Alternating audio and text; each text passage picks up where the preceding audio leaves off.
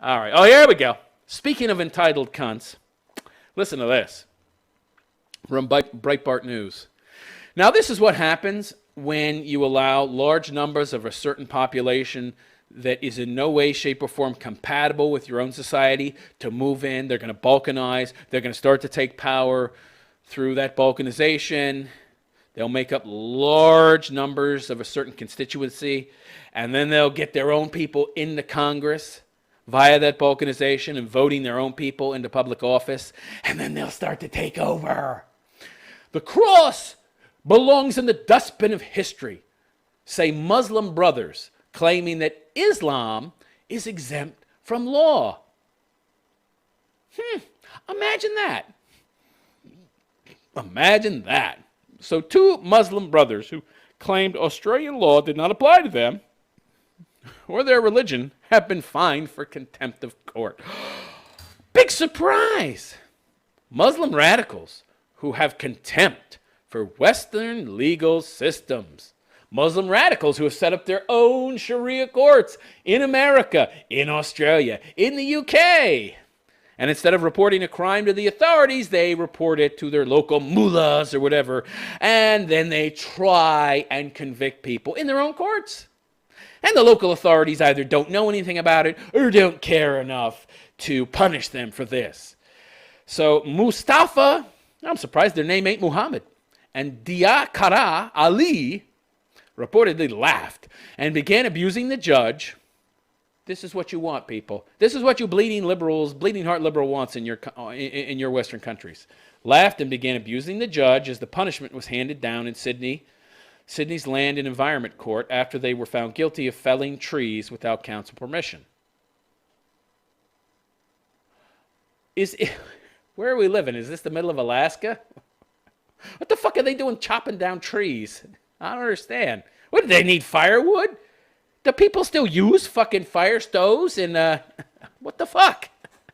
Felling trees? What are we in the fucking frontier? Are we pioneers? Were they going to build a log cabin? What the fuck? The brothers had tried to argue the Islamic organization they ran, Diwan al-Dawla, was exempt from Australian law on religious grounds. This is what's coming. Once these people make up a large segment of the population, they're going to start changing laws to favor their religion. You watch. And they were free to develop their rural retreat, which included clearing native trees as they saw fit. Interesting. The court ruled otherwise, ABC News Australia reports. In sentencing the two men on Thursday, Justice Terence Sheehan said the pair only engaged in the court process following my reluctant decision to have you arrested to address the problem you've created, describing their contempt of court as flagrant. In his published reasons, of course, you know, if this had been white Australians, they would have been arrested like that. Justice Sheehan said the brothers claim they do not have to comply with Australian law. He says that's false. Of course it's false. They live in Australia. But you do know that in many cases they don't comply with local law, and instead of enforcing the local law is changed. Like in the case of genital mutilation for girls, which, by the way, circumcision is genital mutilation of boys, but, you know, boys are not seen as important enough to view that as a mutilation. Yes, it's just a wonderful religious practice that cuts off our foreskin and removes 20,000 nerves, even though the female clitoris only has 8,000 nerves, right? Yeah. But it's not harmful to the boy and his ability to experience sexual pleasure. And if it is, who cares? We want to make it so he's not a rapist. Yeah. In December 2017, the Australian National Imams Council. By the way, I find it very interesting that people talk about how men have been ruling the world for all this time, and there's a patriarchy. If there was a patriarchy, why would the heads of our kahaks be getting chopped off? Meanwhile, Wayman's clits ain't. Genital mutilation of men, no genital mutilation of women. But somehow, the Waymen are the oppressed ones? The Australian National Imams Council, with the assistance of the NSW Judicial Commission, prepared a document entitled Explanatory Note on the Judicial Process and Participation of Muslims. Meaning, if there's Muslims, you have to kowtow to them. The note clearly envisages that Muslims in Australia will often be expected to participate in the court process. It even stresses that will often be expected to participate in the court process, not always, which is going to be the case for an Australian citizen. Oh my God. I thought there was white privilege. Nah, you only have privilege if you're a Muslim or black, in this case an Aborigine. It even stresses that there are many similarities between the Western tradition and the Muslim concept of justice. Really? If you steal a Snickers bar in America, they don't chop your hand off. If you decide to leave Christianity, they don't kill you. I don't think there's too many similarities, really. The brothers were also accused of trapping a man who had delivered court documents on the property by padlocking the gates while he was inside. Isn't that kidnapping? Wait, what? Oh my God. In America, that would be a federal crime. You'd go to jail forever. The brothers were accused of trapping a man. Well, that's illegally detaining him. That's kidnapping. That would be qualified as kidnapping in America. They trapped him by padlocking the gates while he was inside. No charges for that? Really?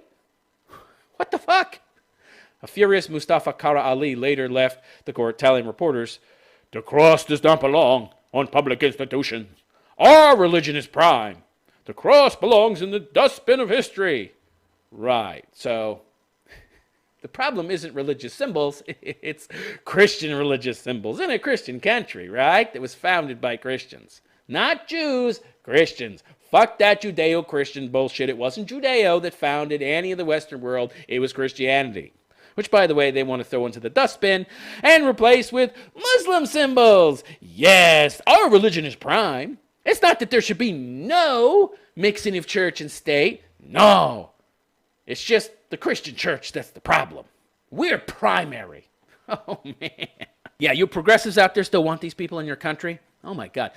This reminds me, I recently saw a video of white women getting down on their knees in a public space where Muslims were, what they do is they put down these little blankets, little rugs, and they bow to the east toward Mecca. Okay. And I saw some white women doing this to show solidarity with the Muslims. I also saw some video of some white girls kissing the feet of black men. As a way of, I don't know, I think they were saying, oh, we'll be subservient to you because we caused you so much pain and suffering in the past. Uh-huh. Really? It's interesting. Yeah. The wrong people are kowtowing here. The Muslims are the ones that should be kowtowing because the majority of slaves bought in America were either bought from Muslim slavers or black slave traders. And the Muslims, by the way, were involved in the slave trade long before white Christians. Okay? People don't seem to understand this, though. While there was indentured servitude, you didn't have slavery in most Western countries, okay? Especially in the Middle Ages. People don't understand this, all right? That it was mostly the Muslims who kept the slaves and took people into slavery. Not Western whites. And they have slaves to this day. So you should be demanding that the Muslims kiss your feet and other black people kiss your feet. But of course you know that won't happen because they have an actual sense of self and racial identity and dignity. So they won't do that. And of course, blacks and Middle Easterners have nothing for you to steal, to rob, to convince them to give you by guilting them. So, yeah, it doesn't do us any good to go after the people who are even more responsible than Whitey, who fought a war to end slavery, by the way, and killed fucking 600,000+ of their own people to do it. Oh, no. No, yeah. It only pays to go after them, right? Doesn't pay to go after Muslims. Doesn't pay to go after our fellow black people who are even more responsible. Oh, no. We have to spread this false narrative that black people built America, and so Whitey owes us a living in the form of reparations, which is what Spartacus and Kamala fucking Harris are pushing for. We need to give reparations to Blackie. He built America by picking cotton badly. Yeah. America was built by cotton pickers. I don't think so. How did picking cotton build America? I'm not sure how that works exactly. I'm not sure how that works. Yeah. All white people are responsible for slavery, even though slavery was only legal in the South and not the North, and Northerners did not own slaves, but somehow the Northerners are responsible too. Oh, 1% of fucking Americans had slaves. So how are the other 99% responsible? Because they're white. So by that logic, you're responsible for all the crimes of Shaka Zulu and every other black person on the planet. Pay reparations to me as a white man. No, you're doing too good. You're doing too good. You don't need my help. But I need your help. So I'm going to push this false narrative so you'll give me free shit. Oh, okay. Lovely. Lovely. This is what happens when you let large groups of these people who can't compete with you into the country. They can't compete. What do you think? These Muslims are coming into the country like Vietnamese did back in the 60s and 70s and starting their own businesses and taking care of themselves and being productive members of society? Nah, they're low IQ morons whose parents were first cousins, which chops off 15 IQ points at least right there. No, they're welfare babies. And they're welfare babies. And they think they're owed it because, they're God's chosen. God's chosen with 80 IQs. You would think that God's chosen would be a little smarter. I guess God was taking a break the day he made these people. Or he was only putting in half the effort, right? Or 80% of the effort. 80 IQ. Yeah. All right, it's ridiculous. So strange. So let me know what you think in the comments section. And please like and subscribe to my channel. Also, in the future, if you'd like to be on the show, just send me a message on Skype.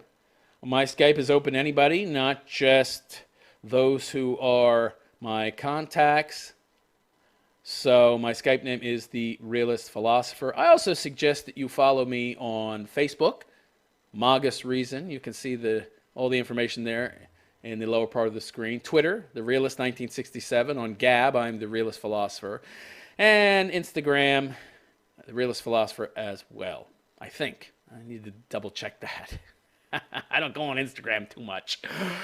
Oh boy, oh boy, oh boy. And if you'd like to donate, please consider visiting my website, therealistphilosopher.com/donate. That is therealistphilosopher.com/donate. And also, if you have something you'd like me to discuss on the show, if you have a subject you would like to suggest I talk about, or you have some questions you'd like me to answer, if you yourself would like to be on the show to discuss certain issues or problems you're dealing with and you'd like to get a philosopher's insight into those, please consider emailing me at admin@therealistphilosopher.com. That's ADMIN @therealistphilosopher.com. That's it.